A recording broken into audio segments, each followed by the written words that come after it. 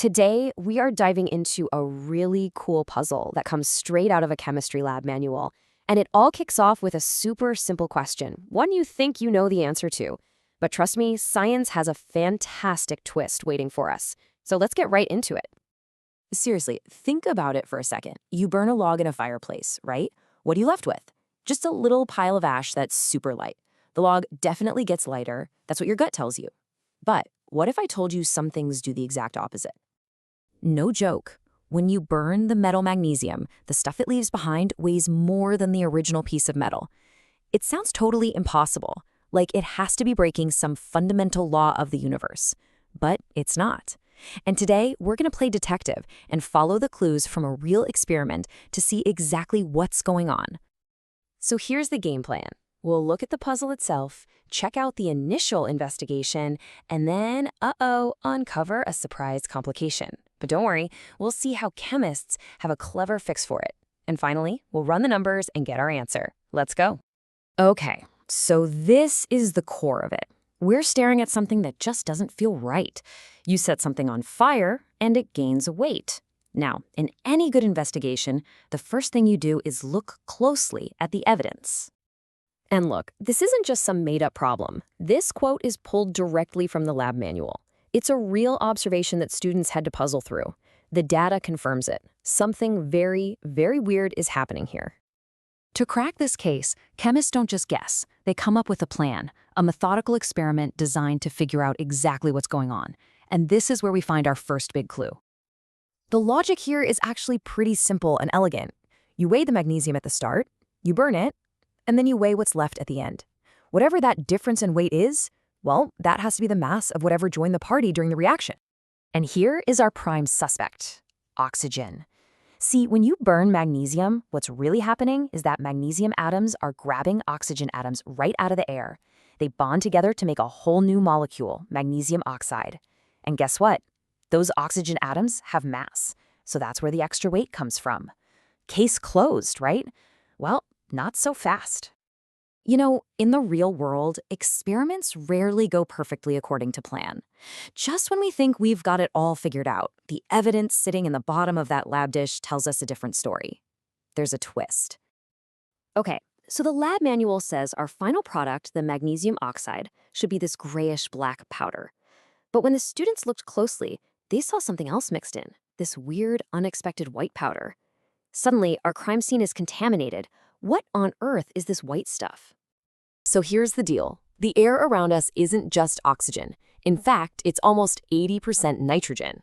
And with all that intense heat from the burning, some of the magnesium did what it was supposed to and bonded with oxygen. But some of it went rogue and reacted with the nitrogen instead. And that's our culprit. That white powder is a contaminant called magnesium nitride, and that side reaction is totally messing with our results. So, our evidence is contaminated. Do we just throw the whole experiment out and start over? Absolutely not, because chemists have this incredibly clever, almost beautiful way to clean up the evidence and get our investigation right back on track. Okay, this is my favorite part. It's so smart. It happens in 2 simple steps. First, you just add water. The water reacts with that unwanted magnesium nitride and turns it into something else, magnesium hydroxide. Then you just heat the whole thing up again. That heat bakes the magnesium hydroxide, which breaks down, releasing water as vapor and leaving behind, you guessed it, pure magnesium oxide. And just like that, with a little water and some heat, the unwanted white stuff is totally gone. The entire sample has now been converted into exactly what we wanted from the start, pure magnesium oxide. The contamination has been eliminated. Now we have a clean sample and we can finally get our final crucial measurement. All right, the scene is clean, the evidence is pure. It is time to get this stuff on the scale and see what the numbers tell us. This is the moment of truth. So remember, we started with exactly 0.5 gram of magnesium. After the reaction and that brilliant little cleanup step, the final pure product weighs 0.829 grams. The difference, that 0.329 grams, can only be from one thing. It's the mass of all of the oxygen atoms that are now stuck to the magnesium. So let's put that into perspective. What percentage of the final product's weight is just the oxygen?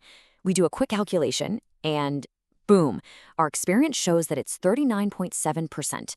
But the big question is that number right? How do we know? Well, we compare our results to the theoretical value, the on-paper answer you can calculate using the periodic table. And would you look at that?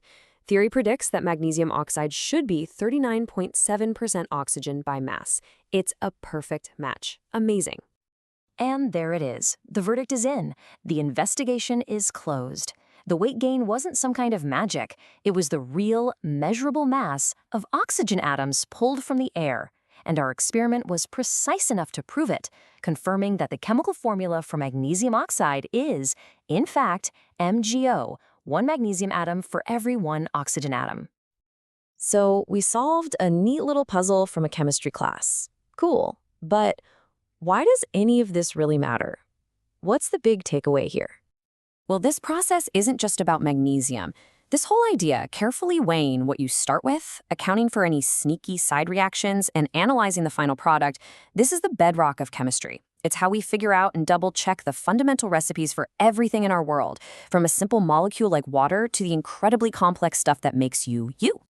So here's the final thought I want to leave you with. We just saw how a simple experiment, really just a dish and a flame, can confirm a fundamental truth about how our universe is put together. It really makes you wonder, doesn't it? What other amazing recipes for the world are out there, just waiting to be discovered with a little bit of heat, a little bit of water, and a whole lot of clever thinking?